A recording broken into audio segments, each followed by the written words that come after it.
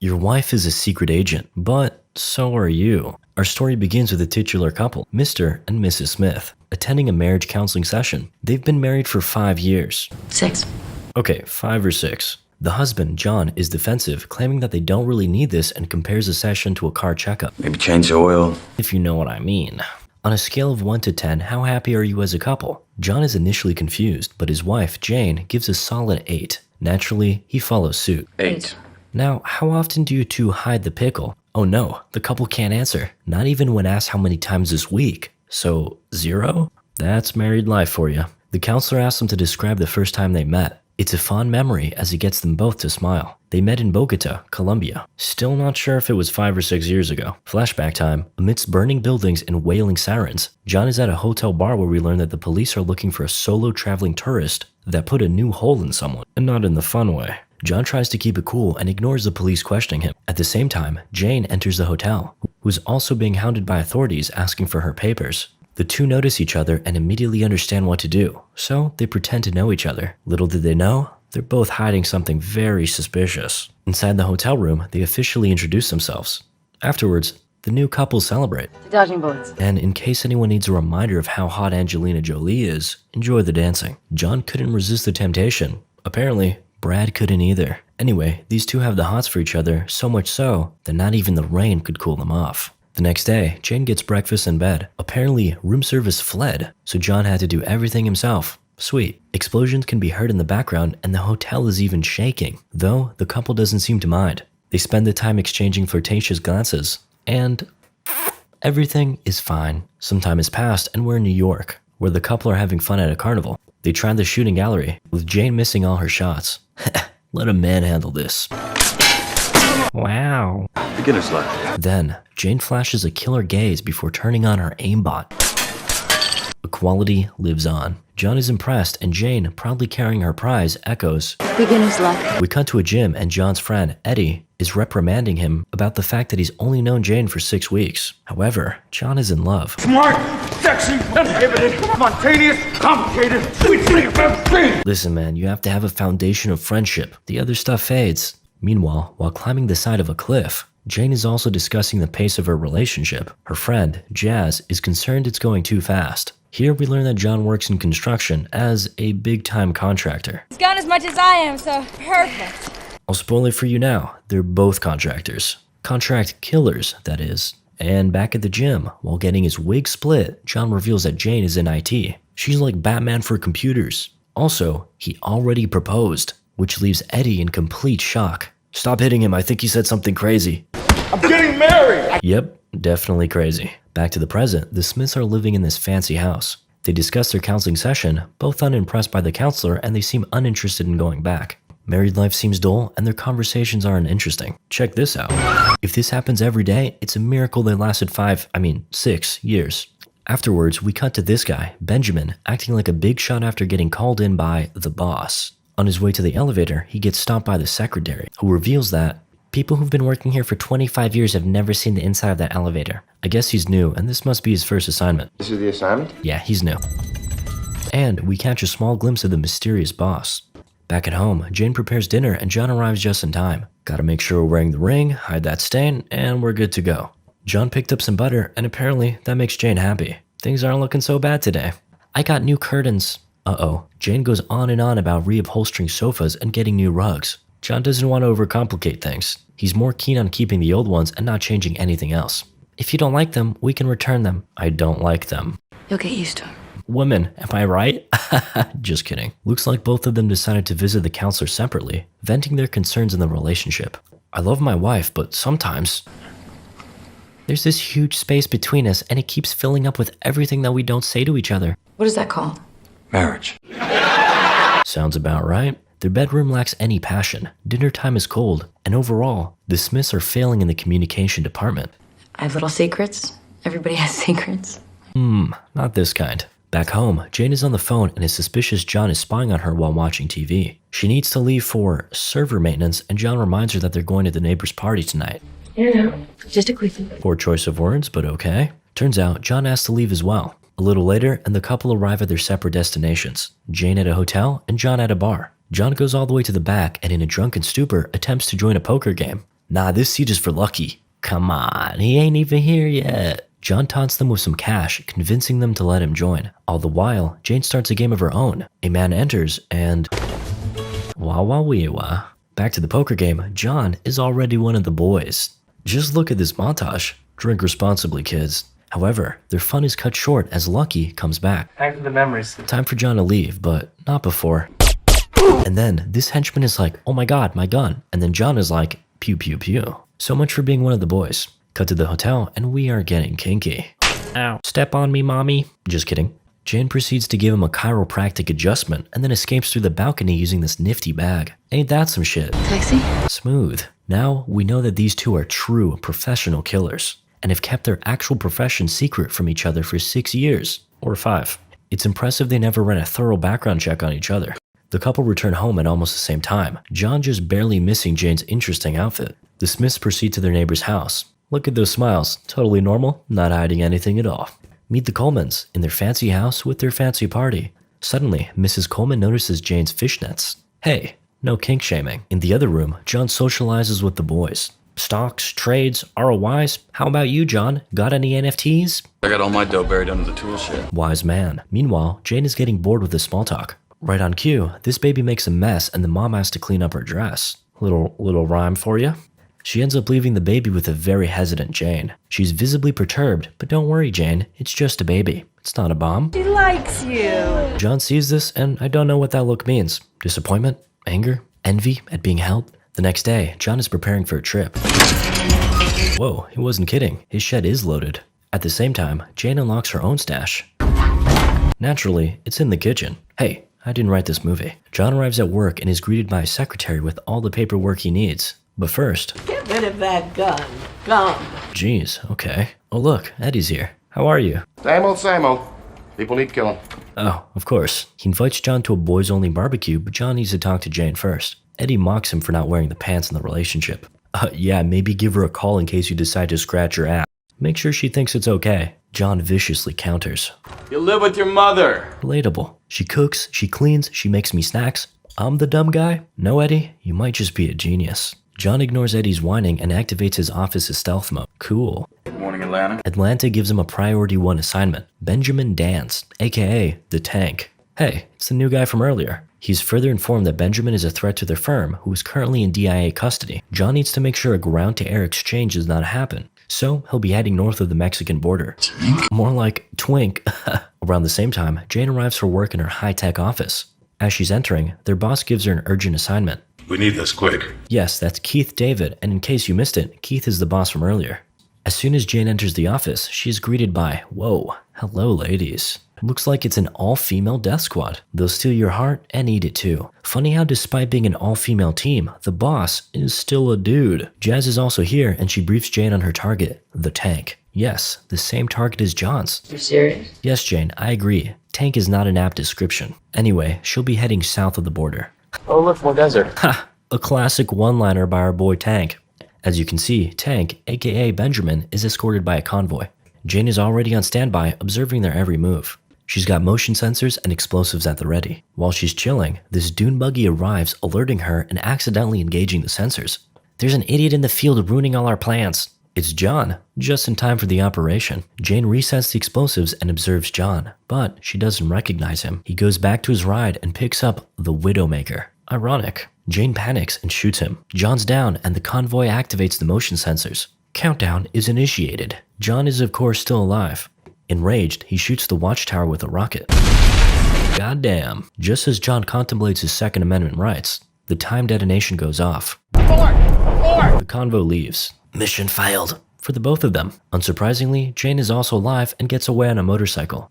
And before leaving, John manages to recover a laptop. Sometime later, he discusses the events with Eddie, worried that he got identified. He admits that the other hitman might have been a girl. A girl kicked her ass? John concludes she's a pro, while Eddie makes some moves on the waitress. I'd like to have her kick my ass. You know what I mean? I don't quite understand. After ordering some ice cream, Eddie asks more details. Laptop. What? Laptop. Okay. We cut to Jane, still bruised up from Mexico, angrily asking, who was that?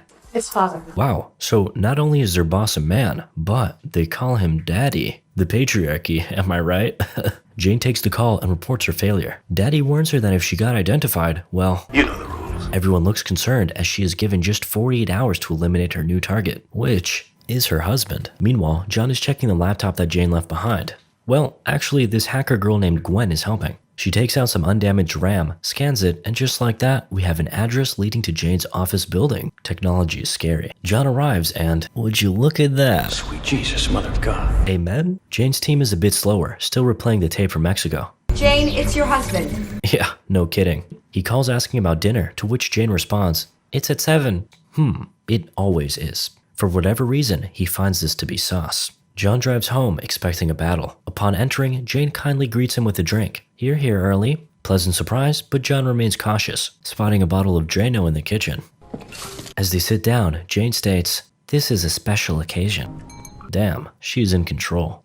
While she walks off, John hides his knife in his pocket. Then, he takes further precaution by immediately offering to cut the meat. Looks like she's a few steps ahead of you, pal. Jane acts menacingly as they discuss her day at work. Well, I hope everything works out okay. It hasn't yet, but it will. John remains cool. Until Jane finally asks about John's trip to Atlanta. Now he's starting to crack. He gets up and offers her some wine, but then... Goddamn. Jane accidentally reveals her power level. She lets the bottle go, then the two rush to excuse themselves. Honey, where are you? Uh-oh. John chases after her. Jane is in disbelief as he closes the distance. Eventually, he fires at her. Accidentally, he swears. But Jane is still furious. She goes full throttle and John just barely gets on top of the car. He desperately tries to talk to her, and as he forces himself inside, she jumps out. We need to talk! Oh my god, he's a goner. And just like that, the movie ends as Jane walks away. Just kidding. John arrives at Eddie's house, who has just the best advice. They all try to kill you. Slowly, painfully, cripplingly, they hurt you. Now, I'm great. I get dates all the time. Live with your mom. John is left confused as Eddie goes full conspiracy mode. She's a spy. It's her job to get information, suggesting that Jane spied on him for the entirety of their marriage. Eddie tries to help him out. If your life was a book, then in the first 150 pages you were a clown, but now you can write the last 10 pages. John has no idea what the hell he's talking about, so he grabs his big old gun instead. I'll do it in the morning. We've all been there, John. In the meantime, Jane is back at the office with Jazz, who also gives her some pep talk. You don't love him. You'll kill him. You're the best. Then it'll all be over. At night, Jane cries away the last of her love for John. Morning comes and her team is all over their house. You know the drill. The girls tear up the place, even the teddy bear. Harsh. Jane tries to remain calm, but then catches her team watching their wedding video. Despite the fact that they're just doing research, she still be feeling feelings. So she makes them leave. As for John, he's late to the party. He brings his neighbor along for a house tour, but really, he's just using him as a meat shield. Clever. John makes it around to the shed and his entire stash has been raided. If you've ever played Rust, you know how much this sucks. Back at Jane's office, they're going all out. Phone taps, credit cards, audio scan civilian frequencies. Find him. Don't worry, he's already here. John gives her a call, exchanging some friendly banter. Careful, Jane. I can push the button anytime, anywhere. Baby, you couldn't find the button with both hands and a map. Ooh, she went there. John starts to piss her off just as her team pinpoints his location, much closer than they would have liked. They begin to evacuate, terminating all their files and computers before exiting via dope grappling gun. As John enters, he has a perfect opportunity to take a shot, but hesitates. Jane leaves him in the dust, and they exchange some loving words before parting ways. Chicken shit! And they say romance is dead. At Eddie's house, John tries to find clues from burned documents. While Eddie becomes increasingly paranoid, he's worried because John was only given 48 hours. Time remaining, 18 hours. John tries to calm him down, but he's like, Mom! We're on high alert here! good thing, John just found the clue he needed. Fast forward to this construction site, John pretends to be part of Jane's company and infiltrates the building. But as it turns out, this is a trap, and not the fun kind. Using the elevator intercom, Jane warns him to stand down. Her team is tracking everything. John confidently calls out the location of the explosives, but Jane catches him off guard when she mentions another hidden explosive. I'll blow it, John. John calls her bluff. Blow it. Jane starts counting down, and... Goodbye, John. What the hell was that? Come on, you said goodbye. Jane runs out and inspects the damage. Rip in peace. Just kidding, John was in a different elevator. You see, he merely rerouted the camera feeds. Later at night, Jane is drowning her sorrows. Suddenly, a man approaches her from behind to top off her glass. Of course, it's John, and... I want a divorce. apparently, this is also where he proposed to her. Fitting. They both try to intimidate each other, their guns at the ready. As no one is backing down, John asks her to dance. They both use the opportunity to disarm one another, and all the while discuss the failure of their marriage, blaming each other for using the marriage as a cover. Who said you were just a cover? Wasn't I? Oh, wasn't I? Wasn't I? Sorry, I just wanted to jump in. Appearing hurt, Jane walks away. Though, John stays composed, assuring himself that she's just a liar. And he's right. Jane escapes while John is distracted. Oh, and she left him a present. He absolutely cannot wait to return the favor and jacks his car like we're in GTA. The two of them end up racing towards their home. John calls her and asks what her first impression of him was. She deflects the question back and John answers, "I thought you looked like Christmas morning." I don't know how else to say it. Both are emotional, but Jane remains in denial, pretending it was All business. Cold hard math. Man, these two still can't communicate. John is in the lead, but never mind. He tries stealth mode, but Jane successfully locks him out of the house. Let's see, back door? Nope, she doesn't want him in there. What about the basement? Nope. Eventually, John gets lucky and enters through a window, even getting a brand new gun. Locked and loaded, John quietly hunts down his target, all sneaky beaky like. He uses the reflection of this framed picture to... Uh-oh, looks like Jane went full Rambo. Clearly outgunned, John flees to the kitchen before improvising. John emerges from the explosion and engages with his wife. Come to dad. Who's your daddy now? Jane runs for her gun, but John keeps up. They continue wrestling and breaking furniture. Then, John finally manages to get some good kicks in, but gets paid back in full, plus interest. They dive for their guns, leading to a standoff, but neither can pull the trigger. John disengages first, and Jane is still unable to finish the job. Suddenly, they still end up, wrestling a bit too rough as the neighbors come in to check up on them, officers in tow. They excuse themselves and clear things up as a simple night of passion. Sometime later, Eddie receives an alert. Immediate target priority for Jane, worth $400,000. He rejects the offer, but as soon as he goes back to sleep, another alert comes in, this time for John. Together, they're worth $800,000 in total. Back at the Smiths, the couple try to navigate their burned kitchen and have breakfast together. They compliment each other's fighting prowess and start unveiling some secrets. They point out key moments in their marriage that were affected by the work and even bond over their injuries. See, communication works. Oh no, just when they were getting along. As we can see by their sign language, they're not completely in sync yet, so they sprint for the basement to arm themselves. While they're down there, the couple gets interrupted by this robot dropping off a grenade. John kicks it out of the way, but somehow makes the situation worse. Uh-oh, they manage to run outside before. And these two are immortal, seemingly the only survivors. They break into the Coleman's house and take their car while addressing some more secrets. On the road, they're still unpacking more baggage. You know, I never really liked your cooking. I've never cooked a day in my life. 6 years of lies and deceit slowly entangling themselves before our very eyes. And, of course, they're still being chased. $800,000 is hard to resist after all. John tries his evasive driving, but Jane is unimpressed. She insists on driving and they eventually switch. John tries shooting one of the cars, but unfortunately, it's bulletproof. Then, randomly, John confesses he's been married before. We know. This sends Jane into a full-on rage. Are you out of your mind? What is... At least the passion is still there. Suddenly, one of the cars gets too close and John takes advantage. Go, go! Then, Jane proves to be the better driver, managing to get out of being sandwiched by two cars.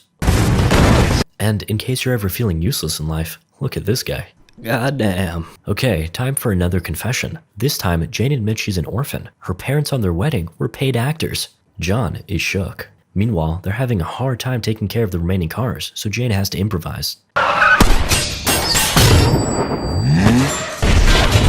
Outgunned, but not outclassed, the couple successfully drive away. After, John surprises Eddie at a diner. Eddie is disappointed to find out that Jane's alive, but admits he wasn't interested in the bounty. Then, John asks for some advice. Eddie emphasizes that the two are working for rival companies, and both are most likely coming after them. If the couple split up, then they may have a chance, but staying together means certain death. Unless you can find something that they want more than they want you. Good idea. They take Eddie's advice, tracking down their joint target, the tank, with a little help from Jazz. She informs Jane of the heavy security Benjamin is located in. We cut to Benjamin, held captive, being a little demanding. Get off your fat ass and change the channel. How rude. The Smiths get ready and go over their plan. But before anything else, they compare body counts. You know, I don't exactly keep count, but I would say high 50s, low 60s. I've been around the block. Now, the important thing is... 312. Whoa, not even close, John. Some were two at a time. It really do be like that, though. Underground, John smashes a hole to a tunnel while Jane monitors everything on the outside. He runs into a bit of trouble as their map isn't as accurate as they thought, so he finds a different way, to Jane's annoyance. The Smiths are once again out of sync. John goes on the attack, but Jane failed to cut the lights in time. However, they still manage to retrieve Benjamin, but they argue during their drive. "You didn't wait for my signal. I had to improvise." They continue their bickering with John accusing Jane that she wants a servant, not a partner. Suddenly, Benjamin chimes in from the back. "Who are you people?" Shut up! Ha, nice one. At a motel, John interrogates their hostage. Instead of complying, Benjamin asks for a drink, so Jane smashes his face with the telephone. He immediately folds and tells them to check a photo in his back pocket. It's them. They were their targets from the very beginning. Their companies found out they were married and wanted them to take each other out, which is why they ordered them to the same assignment. The tank was bait all along. You were bait or you are bait. Great instincts. John inspects Benjamin and finds a GPS tracker in his belt, estimating that they have about 2 minutes before they're boned. 1 minute. Helicopters and numerous cars arrive, and it's not long before the motel is surrounded. But the couple is already gone. They manage to evade their pursuers by hiding under this manhole. After chilling there for a bit, Jane breaks the silence, stating that her escape plan is a boat to Mexico. John's is a cargo drop to the Atlas Mountains. Jane seriously contemplates splitting apart. Let's just call this what it is and what it isn't. John agrees that their marriage is crap, admitting that they're both liars. However, he suggests that they stand their ground. Instead of running, they should fight. Jane agrees. The Smiths take their last stand in a hardware store. They suit up and arm themselves. Their enemies start entering the store, but before anything else, drip check. Sheesh. They start stealthily taking enemies out one by one and snag their guns in the process. The couple shows great teamwork while making quality memories along the way. Wholesome. Later, Jane goes John Wick with these knives, but nearly hits John's Then, some more bad luck happens as... Way to go, John. Shortly after, guns start blasting and they're forced to take cover in an elevator. It's a calming change of pace. Upon arriving to their floor, things are looking dicey. Nope. They go back down and Jane takes a higher vantage point, covering John's back. The Smiths find initial success in their tactics, but Jane is hit hard. John retreats and they both fall back to a storage unit, providing a limited but sufficient amount of cover. They take a moment to gather themselves and reevaluate the situation, preparing their equipment once more. There's nowhere I'd rather be than right here with you. Now, they're both ready to face the final level together. They toggle their aimbots and go out guns blazing. Enemies go down left and right. At last, the Smiths are completely in sync, blasting their targets without skipping a beat. After quite a bit of spraying and praying, the endless wave has finally been relinquished. In the end, we come back to Mr. and Mrs. Smith in marriage counseling. They're much happier than before. The doctor is impressed. From wanting to kill each other, they've worked out their differences and are ready to face any struggles and challenges that come their way. Sweet flow question. God bless. Hello, peoples. I hope you enjoyed. Thank you.